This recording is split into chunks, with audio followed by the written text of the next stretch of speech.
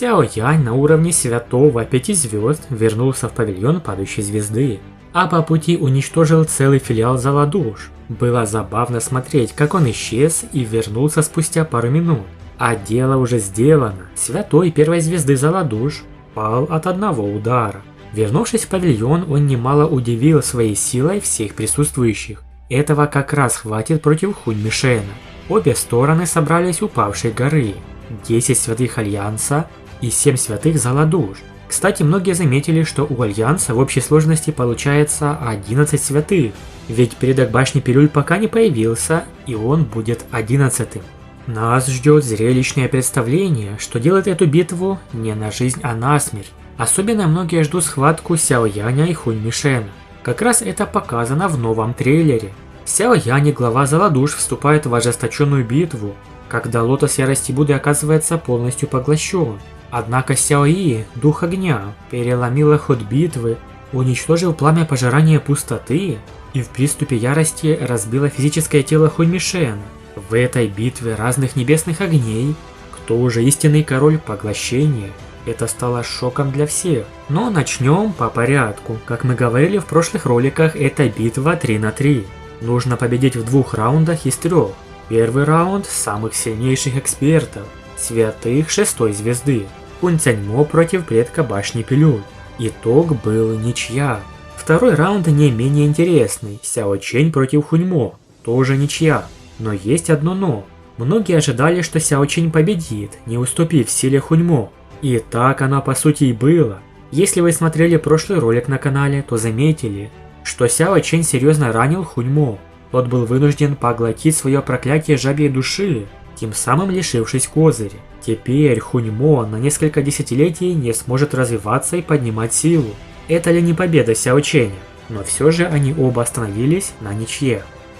Итого, третий раунд будет решающим. Сяо Янь на начальной 5 звезде святого против Хунь Мишена на средней 5 звезде. 2 ничьи в 3 боях. Это несколько удивило меня, но окончательный результат не изменится, уверенно сказал глава Заладуш, остановившись напротив Сяо Яня. Хлынул скрытый поток, и температура воздуха в этот момент будто бы поднялась. «Не нужно быть настолько самоуверенными», – мягко ответил Сяо Янь. Хунь Мишен ответил: «Из-за тебя мой клан Хунь критиковал меня. В прошлом я отдал приказ схватить твоего отца Сяо Джаня, но я ушел в уединение сразу после этого приказа. Некоторые из моих подчиненных оказались лентяями и только захватили Сяо Джаня. Тебе удалось избежать многих наших покушений на твою жизнь, потому что все они недооценивали тебя. В течение десятилетия ты шаг за шагом достиг нынешнего уровня». Глаза главы Заладуш переполняли сложные эмоции, когда он смотрел на Сяо Яня. Эта угроза клану Хунь была кем-то, кого они могли устранить давно, но из-за многих непредвиденных причин они в конечном итоге позволили этой угрозе с ужасающей скоростью расти. Теперь эта угроза достигла уровня, когда она могла сражаться даже со всем залом душ. Если отбросить в сторону статус этого человека как врага, то глава Заладуш в своем сердце восхищался Сяо Янем. Он должен был признать, что на его месте ему было бы трудно преодолеть такое напряженное путешествие и достичь вершины силы на этом континенте. Тем не менее, сейчас они были врагами. Старейшина клана Хунь велел: «Хунь Мишен, приготовься. Последняя битва между тобой и Сяо Янем. Битва между вами двумя и определит победителя». Совершенно ясно, что глава Заладуш не намеревался проигрывать. На кон было поставлено слишком многое. Ранее Хунь Цяньмо передал это черное пламя, как подарок от Хунь Тяньди. Трудно представить, что сделает глава Хунь с Хунь Мишенем в случае проигрыша. Сяо Янь же обладал очищающим пламенем лотоса. Глава Заладуш невольно обменялся взглядами с Хунь Цяньмо. Странная улыбка мелькнула в его глазах. Он тут же взмахнул рукавом и медленно шагнул вперед. «Я желаю испытать, насколько сильно очищающее пламя лотоса в твоих руках». А далее мы рассмотрим саму битву Сяо Яня и Хунь Мишена. Так что не закрывайте видео, ведь далее мы рассмотрим, как Хунь Мишен игнорирует небесный огонь Сяо Яня, и его пожирающее пустоту пламя даже пытается поглотить маленькую Юй. Но Сяо И демонстрирует огромную силу и сама пытается поглотить этот могущественный огонь. Глава Заладуш шагнул вперед. Темно-черная Доуци медленно выскочила из его тела. Он сказал: «Просто нападай». Прежде чем глава зала душ успел закончить фразу, пространство перед ним потряслось, и словно призрак возник Сяо Янь. Розовое пламя яростно танцевало. Атака произошла очень быстро. Даже в спокойные глаза главы зала душ промелькнула вспышка удивления. В следующее мгновение темно-черная Доуци на поверхности его тела быстро превратилась в черный щит. Но пламя расплавило его. Сяо Янь применил божественный гнев безмятежного источника, чрезвычайно мощную атаку духовной звуковой волны сразу же после его первого удара. Но Хунь Мишен — крепкий орешек. Бесчисленное множество духовных звуковых волн собралось перед главой зала душ, а затем они превратились в острую стрелу, которая яростно выстрелила и столкнулась с духовной атакой божественного гнева безмятежного источника. Две духовные звуковые волны столкнулись, и в одно мгновение горная цепь загудела. Это был первый раз, когда его божественный гнев был отбит. Душа главы зала также находилась в совершенном небесном состоянии, таком же состоянии души, как у Сяо Яня. Кроме того, сила главы зала душ фактически достигла святого 5 звезд среднего уровня. Сяо Янь поднял голову и посмотрел на главу зала душ. «Я впервые использую очищающее пламя лотоса для борьбы с противником. Надеюсь, ты меня не разочаруешь». Под напором розового пламенного луча величественная Доуци вокруг Хунь Мишена начала стремительно таять. Сила реинкарнации гневного Будды стала подавляющей после образования нового пламени Сяо Яня. В это время даже душа человека будет уничтожена этим пламенем. Пламенная платформа в небе тут же рухнула, а красный свет покрыл собой небо. Разрушающая сила в пламенном луче безжалостно поразила главу зала душ. Его достало. Яо Лао и другие испытали радость, увидев это. Сяо Янь парил в небе. Хотя он был вполне уверен в своей атаке, по какой-то неизвестной причине он считал, что глава зала душ не умрет так просто.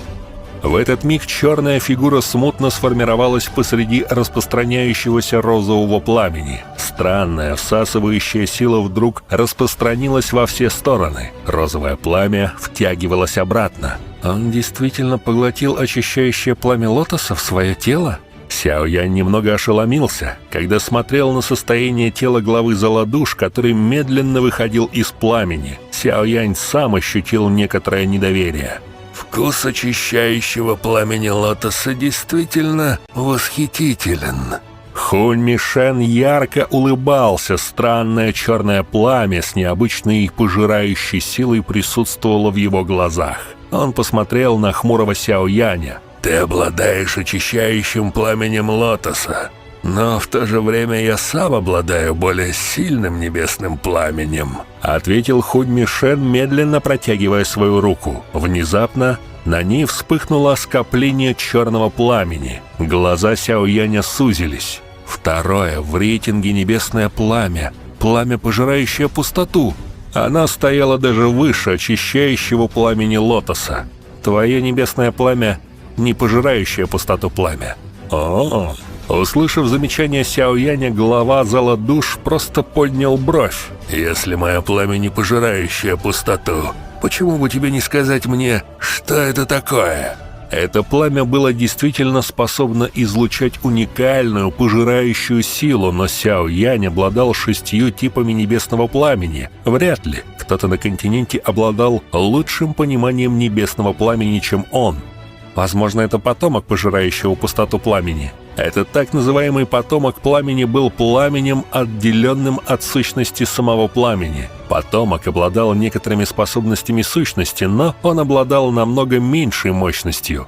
«Ты действительно достоин называться экспертом в играх с пламенем». Хунь Мишен подтвердил догадку Сяо Яня, как и ожидалось. Да, это будет противостояние сильнейших небесных огней, 2 и 3 в рейтинге. Хунь Мишен ответил: верно, это потомок пламени, но его более чем достаточно, чтобы покончить с тобой. Черное пламя расширило рот и яростно укусило руку главы. Доуци начала вытягиваться из его тела и поглощаться черным пламенем. Хунь Мишен немного побледнел, когда пожертвовал свою Доуци пламени.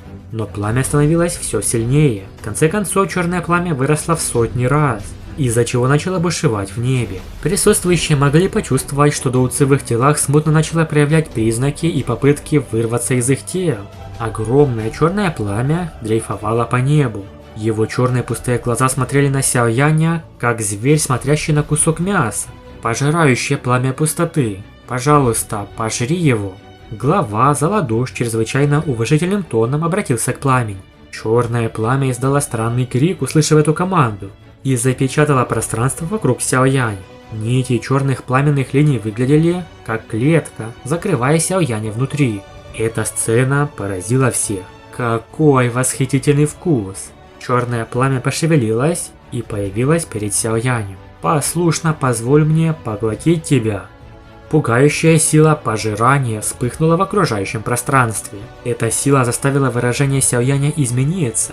Он готовился подавить небесное пламя в своем теле, как вдруг мощное розовое пламя само вспыхнуло на поверхности его тела.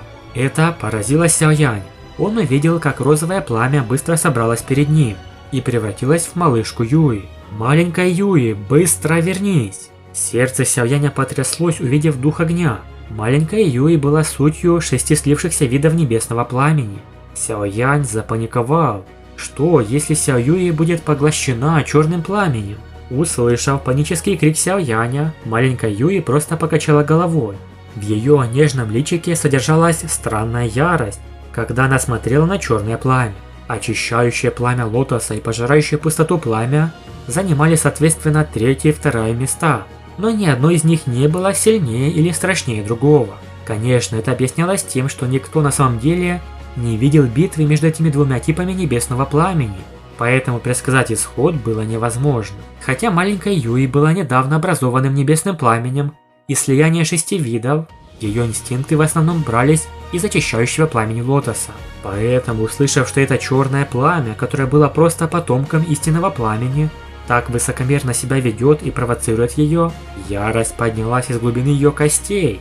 В ярости маленькое тело Сяо Yi внезапно распалось. Розовое море пламени распространилось по небу.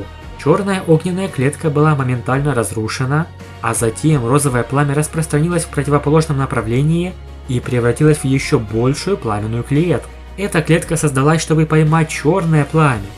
Небесное пламя Сяо Яня показало свою полную силу под контролем маленькой Юи. Даже когда Сяо Янь лично использовал пламя, он не мог так хорошо управлять им, как это сейчас делала маленькая Юи. В конце концов, дух огня мог контролировать небесное пламя в совершенной и безупречной степени, потому что ее истинная форма являлась духом пламени. Это неожиданное изменение поразило черное пламя пожирания пустоты. Оно поспешно высвободило свою пожирающую силу, но на этот раз все было уже не так удачно. Под личным контролем маленькой Юи каждый огонек пламени контролировался ее собственными мыслями. Результаты были бы непредсказуемы, если бы оригинал, то есть истинное пожирающее пустоту пламя, вступило в битву с маленькой Юи. Но как может простой потомок пламени вести себя экспертом перед истинным грандмастером? Маленькая Юи полностью игнорировала черное пламя. Она вела себя так, будто она сама хотела проглотить семя потомка этого пожирающего пустоту пламени. Вот это поворот! Пламя пожирания специализируется на пожирании, но, как говорится, кто кого еще поглотит. Черное пламя испустило жалкий визг, когда его безжалостно укусила маленькая Юи. Независимо от того, насколько сильную пожирающую силу испускала пожирающее пустоту пламя, оно не могло извлечь энергию изнутри тела маленькой Юи. Это настоящее противостояние огней. Блокируя пожирающую силу, кулак маленькой Юи продолжал бить черное пламя и рассеивать его. Да, она очищала это пламя, что и соответствует ее названию – очищающее пламя лотоса. «Ты смеешь очищать меня! Ты смерти ищешь!» Действия маленькой Юи вызвали ужас у черного пламени. Пожирающее пустоту пламя никогда не встречало ничего, что могло бы противостоять его пожирающей силе за все эти 1000 лет. Но его таинственная способность, которой оно гордилось, на этот раз оказалась совершенно бесполезной. Глава Заладуш вдруг резко закричал: «Это плохо! Я потерял связь с потомком пламени!» На данный момент связь между ними и потомком пожирающего пустоту пламенем была разорвана. Что же было далее? и чем закончился третий раунд. Рассмотрим уже в среду. Давайте наберем 2000 лайков под видео, а также напишите побольше комментариев. Это очень помогает в продвижении ролика, чтобы YouTube начал его рекомендовать. Как вы думаете, неужели пламя Сяо Яня поглотит пламя пожирания пустоты? Большое спасибо за просмотр, подписывайтесь на канал и всем пока!